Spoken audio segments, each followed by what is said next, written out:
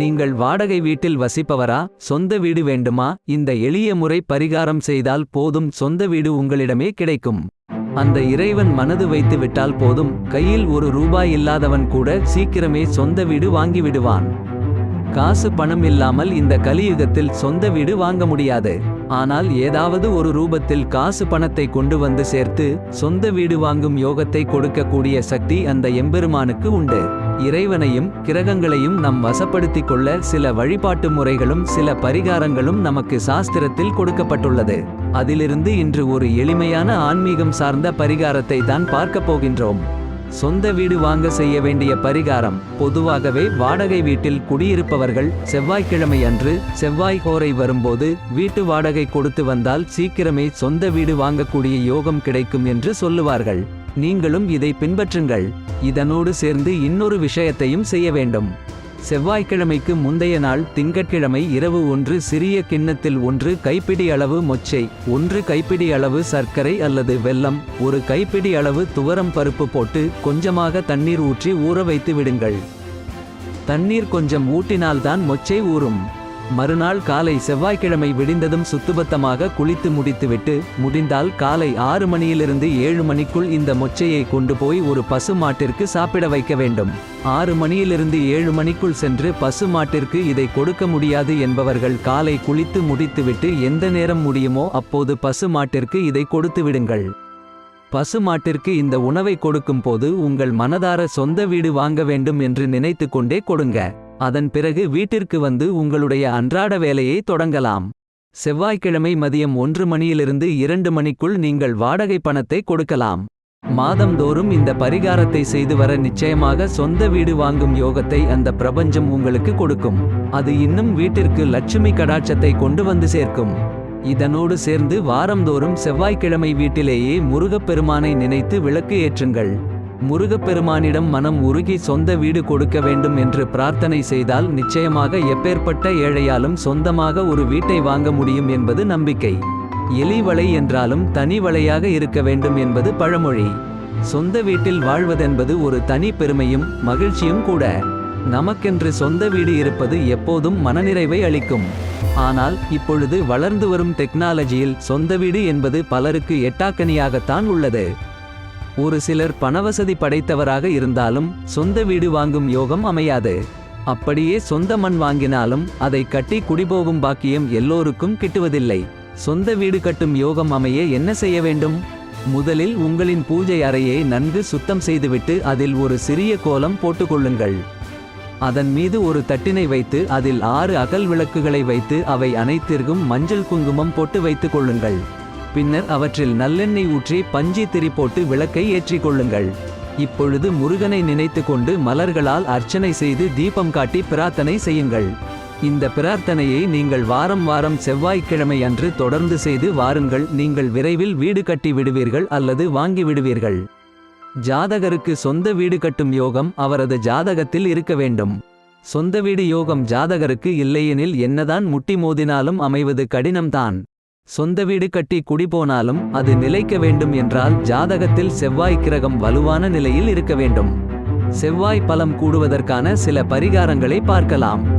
ஜாதகருக்கு செவ்வாய் பலமற்று இருந்தால் வீடு அமையும் யோகம் தடைப்படும். அந்த தடை நீங்க செவ்வாய்க்கிழமைகளில் சிவப்பு மலர்களால் அங்காரகனை பூஜித்து வர வேண்டும். விரைவில் நல்ல பலன் கிடைக்கும். நிலம் அமைந்து வீடு கட்ட தாமதமாகினால் திருச்செந்தூர் சென்று செந்திலாண்டவரை வணங்கி ஓம் சரவண பவ எனும் மந்திரத்தை உச்சாடனம் செய்து ஆலயத்திலேயே 6 மணி நேரம் தங்கி அங்குள்ள கடல் நீரை எடுத்து அதில் மஞ்சள் கலந்து நீங்கள் கட்டுகின்ற நிலத்தை சுற்றி தெளிக்க வேண்டும். சிறுவாபுரியில் உள்ள முருகப்பெருமானை 9 செவ்வாயன்று வணங்கி வர வீடு கட்டும் கனவு நிஜமாகும். சொந்த வீடு யோகம் அமைய பூமிக்காரகனான செவ்வாயின் அதிதேவதையான சுப்பிரமணிய சுவாமியை வழிபட்டு வரலாம். செம்பு பாத்திரங்களை தானம் கொடுத்து வந்தாலும் சொந்த வீடு நிச்சயம் அமையும். ராமநாமத்தை செங்கல்லில் எழுதி பெருமாள் ஆலயம் அமைக்க கொடுத்தால் வீடு வாங்கும் கனவு நிறைவேறும். சொந்த வீடு மனை வாங்க வேண்டும் என்ற எண்ணம் உடையவர்கள் அதை பெறுவதற்கு அதற்குரிய தெய்வங்களை வணங்க வேண்டும். அப்படி ஒவ்வொருவரும் வழிபட்டால் நாம் பிரார்த்தனை செய்தது போன்று சொந்த வீடு கிடைக்கப் பெறலாம். கிரகங்களுக்குரிய இஷ்ட தெய்வங்களை நாம் வழிபடுவது அவசியம். அப்படி நாம் பிரார்த்தனை செய்து வழிபட்டால் நாம் நினைத்தபடி சொந்த வீடு மனை வாங்கும் யோகம் கிடைக்கப் பெறலாம். மனிதராய் பிறந்த பலரின் கனவாக இருப்பது சொந்த வீடு வாங்க வேண்டும் என்பது. அதற்காக குருவி சேர்ப்பது போல சிறிது சிறிதாக பணத்தை சேர்த்து வைத்து வாங்க முயல்வார்கள். இருப்பினும் வாழ்க்கையில் பல விஷயங்கள் சாதகமற்றதாக அமைந்து சொந்த வீடு என்பது கனவாகவே போய்விடுகிறது. சொந்த வீடு மனை வாங்க வேண்டும் என்ற எண்ணம் உடையவர்கள் அதை பெறுவதற்கு அதற்குரிய தெய்வங்களை வணங்க வேண்டும். அப்படி ஒவ்வொருவரும் வழிபட்டால் நாம் பிரார்த்தனை செய்தது போன்று சொந்த வீடு கிடைக்கப் பெறலாம். சொந்த வீடு வாங்க எந்த கடவுளை வணங்க வேண்டும்? எந்த ராசியாக இருந்தாலும் முருகப்பெருமானை தொடர்ந்து வழிபட்டு வந்தால் வீடு மனை வாங்கும் யோகம் வாய்க்கப் பெறலாம். உங்க ஜாதகத்துக்கு எப்போ சொந்த வீடு நிலம் வாங்கும் யோகம் வரும்? கிரகங்களில் செவ்வாய் பூமி காரகன் என அழைக்கப்படுகிறார். செவ்வாய்க்கு அதிபதி முருகப்பெருமான். அதனால் தான் எந்த ராசியினராக இருந்தாலும் முருகனை வழிபட்டால் செவ்வாய் பகவானின் அருள் கிடைத்து வீடு பேறு கிடைக்கும் என்பது ஐதீகம். அதே போல ஒவ்வொரு ராசியையும் ஒரு கிரகம் ஆள்கிறது. இந்த கிரகங்களுக்குரிய இஷ்ட தெய்வங்களை நாம் வழிபடுவது அவசியம். அப்படி நாம் பிரார்த்தனை செய்து வழிபட்டால் நாம் நினைத்தபடி சொந்த வீடு மனை வாங்கும் யோகம் கிடைக்கப் பெறலாம். புதுமனை புகும்போது முதலில் பசுமாட்டை உள்ளே அழைத்து செல்வது ஏன்? ஆன்மீக அறிவியல் இதோ. வீடு வாங்க ஒவ்வொரு ராசியினரும் வழிபட வேண்டிய தெய்வங்கள்: மேஷ ராசி அம்பாள், ரிஷப ராசி சிவபெருமான், மிதுன ராசி மகாவிஷ்ணு, கடக ராசி அம்பாள், சிம்ம ராசி முருகப்பெருமான். வாஸ்து குறித்த அடிப்படை கேள்விகள்: எந்த மாதிரி வீடு மனை வாங்கினால் யோகமும் லாபமும் ஏற்படும்? கன்னி ராசி காவல் தெய்வங்கள் மற்றும் சித்தர்கள். துலா ராசி விநாயகப் பெருமான், விருச்சிக ராசி பைரவர் மற்றும் காவல் தெய்வங்கள். தனுசு ராசி முருகப்பெருமான், மகர ராசி அம்பாள், கும்ப ராசி குலதெய்வம் மற்றும் காவல் தெய்வங்கள். மீன ராசி மகாவிஷ்ணு. சொந்த வீடு விருப்பம் என்பது கூடாத ஆசை ஒன்றுமில்லை.